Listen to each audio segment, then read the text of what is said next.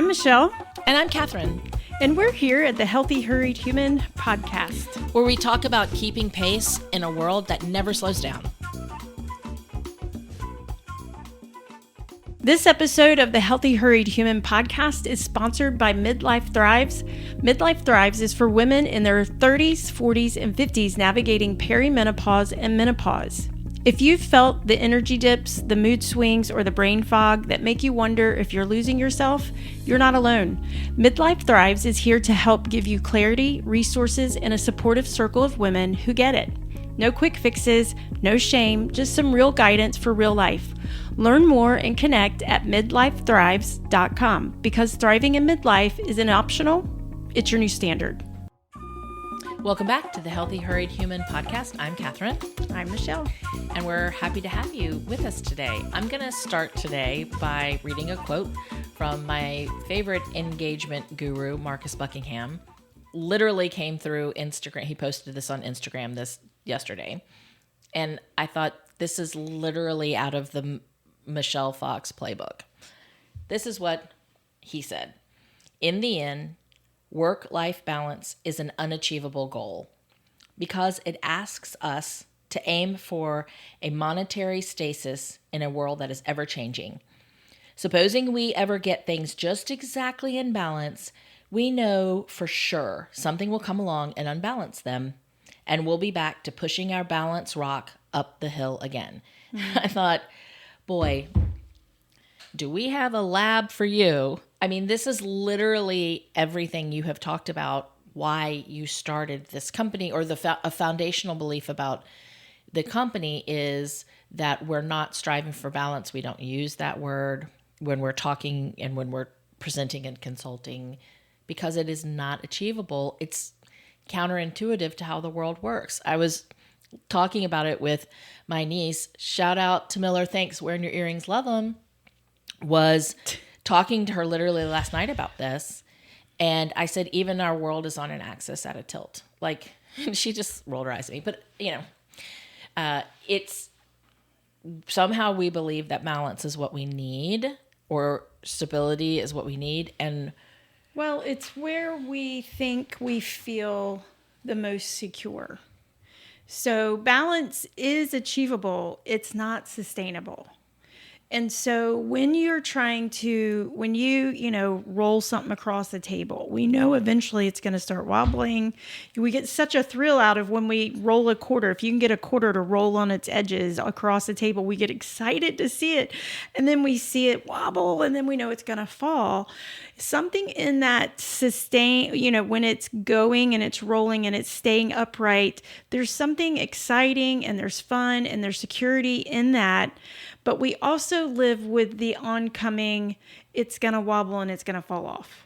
There is I only know this from social media, but there are, as a reality like game show in Germany, where it is trying to stack things without them toppling over, using a forklift or cutting something with precision. I'm not trying to communicate that a flat surface that's level isn't good or not achievable, and I would much rather be on a boat that is not rocking.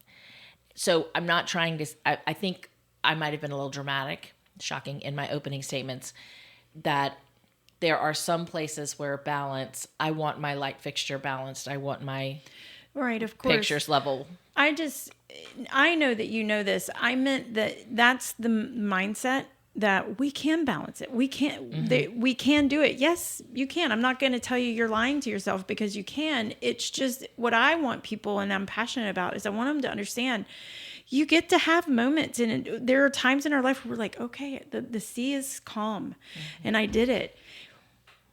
But we have to understand it's not sustainable and it's not supposed to be.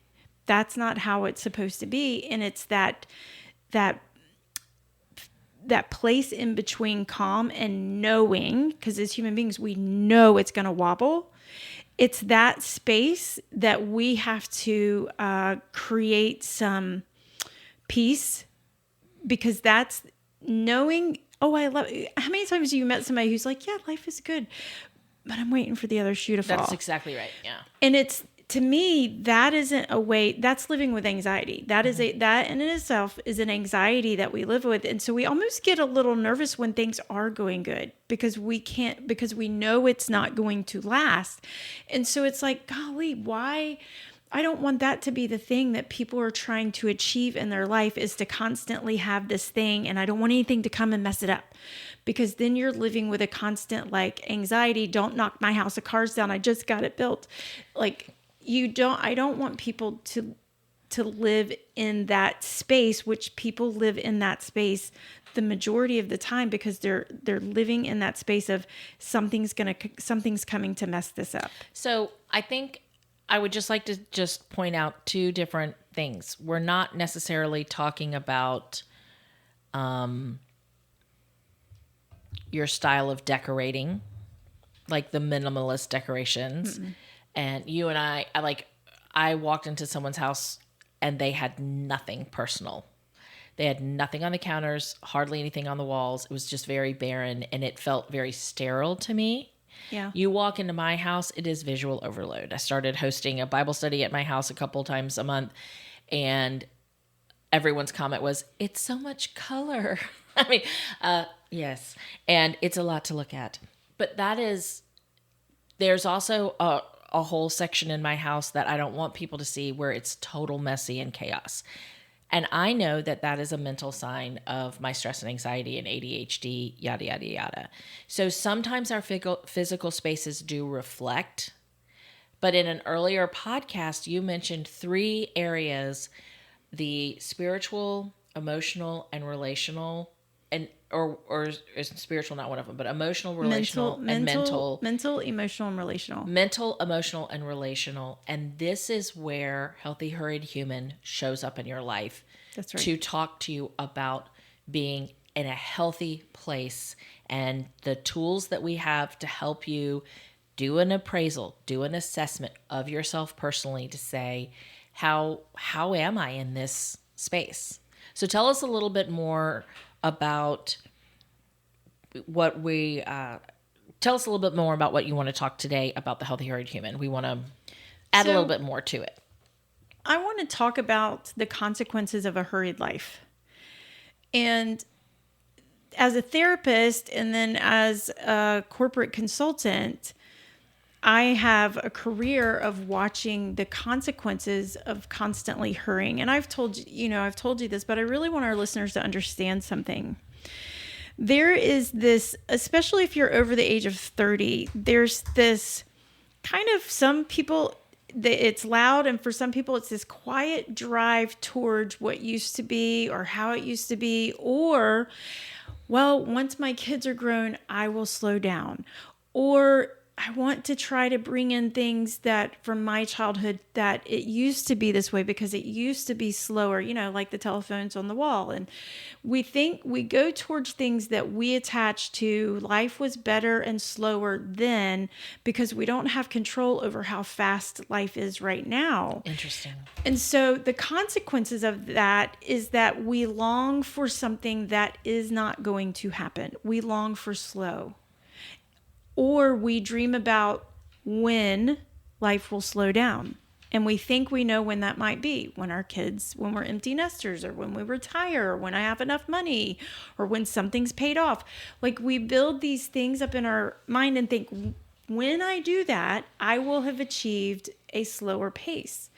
And as the therapist, as the consultant, I need you to embrace the fact that's not coming. It's not happening. And so if that's not happening, then what's the next question to ask, which is, all right, if I'm not going to be able to slow down, or if you truly can't slow down for 20 years or 15 years when your kids are gone, or until something's paid off, does that mean you live unhealthy in the meantime? And my answer is no. We have to find a way to live healthy in this hurriedness, because typically we don't see good things come out of hurry. But I think that this is where the passion comes in, we can be healthy in this hurried society. We can be healthy with no slowdown coming. And there's ways to do that, but we have to pay attention and we have to look at the areas where we're pulled. And when we're looking at those areas, it impacts us in those three different ways: our mental, our emotional, and our relational. And if we have those three things in a satisfactory place, that's, I like that word, just satisfactory. I'm satisfied emotionally, mentally, relationally. Everything else flows the way it's supposed to be. Everything else flows in a way that continues the satisfaction. This is not in the content that we prepared, but it just really kind of hit me based on my own recent delve into healthiness for those three areas. And I kind of have talked about this, I think, before, of like scarcity mindset versus, there's going to be plenty, there's fewer resources, there are going to be plenty of resources. But also a victim mentality. And sometimes it's so subtle, but it really kind of shows up when you think you don't have control over, you don't have agency. Mm-hmm. And you're looking outside of yourself to see what is causing this problem for you. And what you've created with the Healthy Hurried Human, Michelle, gives a person agency over their mental, emotional, and relational self. That's right. And it is so, the more I work with this tool, myself personally, the more I understand the areas that I've let somebody else get to set the guidelines or the guardrails or tell me how it's going to be. Tired teams don't just need another training, they need transformation. The Healthy Hurried Human Lab helps organizations build emotionally fit, resilient, and connected teams that perform better without burning out. This interactive training goes beyond theory, combining organizational psychology with personal appraisal that helps every participant understand how their mental, emotional, and relational habits show up at work. When people grow, companies thrive. Book your Healthy Hurried Human Lab for your teams today at foxygenconsulting.com and start creating healthier, more human workplace.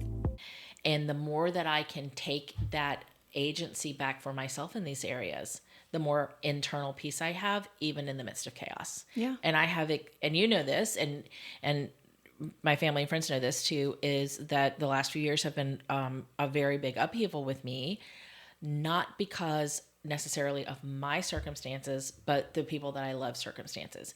And I'm trying to help them and show up for them. And how do I not bring that home with me?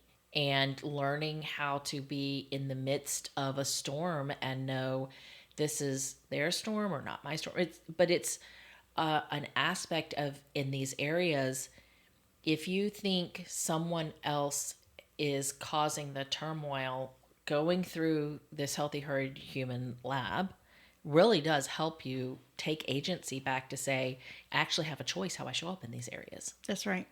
And it's life-giving. I mean, it is just putting things it's like a perfect shuffle of cards, right? Just putting everything right back where it's supposed to be aligned. It's moving into freedom and satisfaction, because oftentimes people are walking around not realizing how held captive they really are. And he goes back to the very first time that you talked about this with me, is the captive thoughts versus the freedom thoughts. And I was saying, those two words I don't understand how you're using those two words. And 2 years later, I'm like 100% understand that. Yeah. It's the work. So when we're talking, you and I are talking, and I want it to be really clear for our listeners that what does it look like when we say, what is it you say? Work the wheel, roll the wheel, run the wheel. Run the wheel. When we're talking about this, the Healthy Hurried Human, I mean, we're doing a lot of. We pick a topic and we attach it to the wheel when it comes to the episodes. But I want people to see the big picture. I want you to stand back and see the big picture. That Healthy Hurried Human isn't just the name of our podcast. It is literally the work that we do. And it's the work we are doing within organizations, churches. We'd like to move into, volunteer and organizations. The newest thing, I'm like, a small group could be doing this where it's a training. What does it look like? It's a training that we can offer, that we bring this to people. And I love what you said, because that's what I used to say. It is life changing. It is life giving, because it starts to show you where you're being held onto, where you're being tethered, and you can't put your finger on it before. And now all of a sudden you're like, oh, that's got my wrist because it's connected to something that's mental, emotional, or relational. And we get used to the captivity. We get used to it and we get comfortable with it, but yet we're not satisfied. And so when we do the training, when we show you this tool, it's like being in a dark room and somebody's turning on the light. I'm not trying to be poetic, but that's what's it look like is we do the training, we show you the work, and it's the appraisal. It's learning how to do the appraisal for yourself. So that's what it looks like. This has been a different ask for our corporate clients, because so much of what is being put out there as a consultant is bring this on for your team. This is going to change your team dynamic. And we are consistently saying it is an individual process. And we guarantee you, healthier individuals create a healthier culture. It is such a different pitch that it really was recently, you said this actually can apply beyond the workplace, because the ultimate goal is individual healthiness in these 3 areas. And that's why we're expanding it. I had somebody ask me recently, they said, can you imagine what my team would look like? I was like, I can't believe they actually said that for real. They said, can you imagine if everyone on my team, including myself, if we all were aware of when we were being the difficult one in the room or on the team? Can you imagine what would happen to my team if all of us had that awareness to say, I might be the one, which is, they were talking about self-awareness and doing some work. And it's like, that would impact not just a team, but then a department. This isn't to highlight, that was just one conversation. And I thought that was amazing that they said, including myself, if I knew that I was being the difficult one, because most of the time we feel like it's somebody else is being the difficult one. That's the human nature, is to go there. But to bring the self-awareness, so I want to change it to, can you imagine if me as a leader and then every single person just on my team had the self-awareness to know what was going on with me right now, in this moment, in this meeting, mentally, emotionally, and relationally. How am I mentally taking all of this in? How am I emotionally processing it? And then how is it causing me to interact with the people around me? If an entire team had that wouldn't just impact the team and their margins, it would start to impact departments, and then it would impact an entire culture. It builds trust and safety. Yeah. When you were talking about that, I was thinking about how many times I've been in meetings or conversations or relationships in the workplace and personally, where I felt like someone else was not representing themselves the best way, putting their best foot forward, and I thought I needed to get in the middle and mediate. Not my role. One or two times it has been my role, but because I love communication and that's my top strength, and I think everything can be fixed through the right conversation, I think I created conversations and put myself in the middle of them that made it wasn't helpful like I thought it was going to be. And learning to just sometimes you're watching people be the difficult one in the room. Yeah. And you have to just let it happen because of, like, even if it's a sales pitch, if it's like, sometimes you can't correct them on the spot. Sometimes you should correct them on the spot. But these tools help you realize, is this the right time for me to speak up and say something? Or is it not? Is it my responsibility to fix this? Is it not? And that's I mean, I just think back to the times that I felt like I was the difficult one in the room because nobody was saying anything. And we would have a meeting and the CEO would come in and say this, and I knew 25% of the people on my side of the room disagreed with it, and he would ask, but all of them felt intimidated from saying anything because it wasn't going to change. So I would speak up and I would speak for everybody, and then it just didn't work out well. It's a very unhealthy example, but I don't know how I randomly went down that rabbit hole, but these are real life scenarios where I walked away feeling like I was the difficult one in the room, when the reality was it was a much different process. It was because the CEO, the way the questions were asked and all this other stuff. But if I hadn't said anything, then I wouldn't have drawn attention to myself, because then the CEO wrote it off was, oh, Catherine's being difficult. Yeah. I'm trying to champion something that doesn't have anything to do with me, so I don't have to listen to it.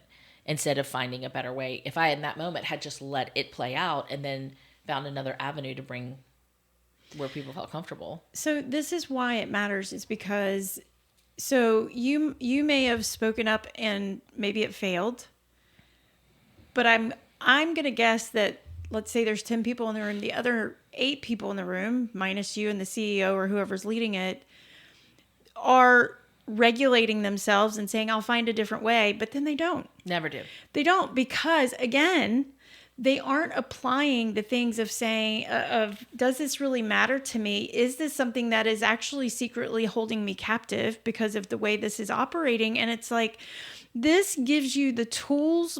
Most people don't do anything because they really don't know how, and they're afraid of the consequences. I believe so much in our healthy, hurried human appraisal and wheel that it gives you the tools that you need to take the actions that you need to take in the spaces that you occupy. You can't learn. This is something I said the other day, and I'm just going to read my own quote. You can't learn how to harness the hurried unless you know how to evaluate it. And just to pull in what you were just saying, that people are walking around feeling hurried, and then they hear people say, oh, balance is a myth, or we can't achieve it, or it's not sustainable. All of those things are true, but that doesn't fix their hurried, because they haven't learned how to look at it and evaluate, in what way am I feeling hurried, that hurry is not pushing me forward in the place that I want to be, in a place of freedom and satisfaction and clarity. And yes, and clarity. And so if you can't evaluate the hurry that you're in, you're never going to be able to do anything with it.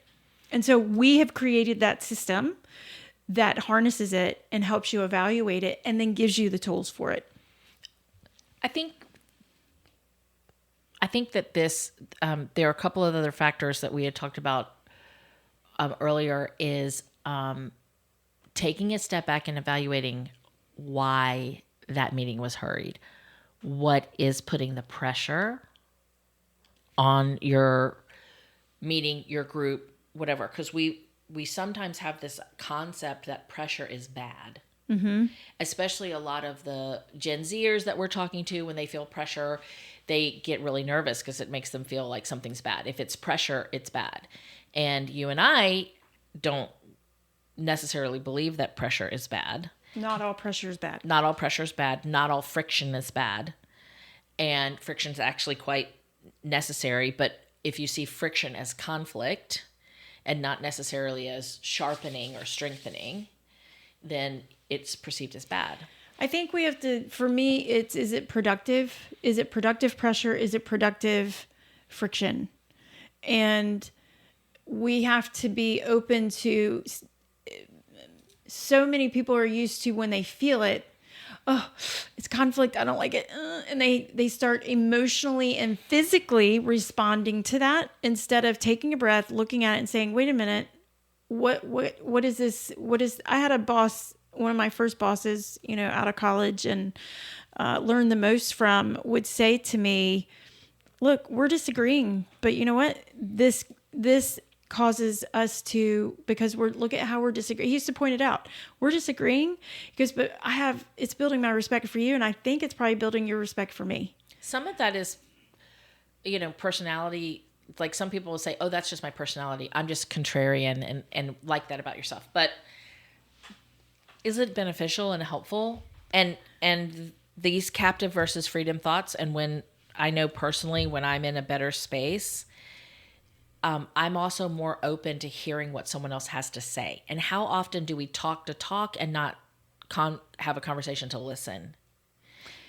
That's a big part of it. If you're operating from the deficit, operating from a victim standpoint, or this hurriedness, or an ego standpoint where it's like, I just said something and that person is saying something they don't like about it, or they're disagreeing with me.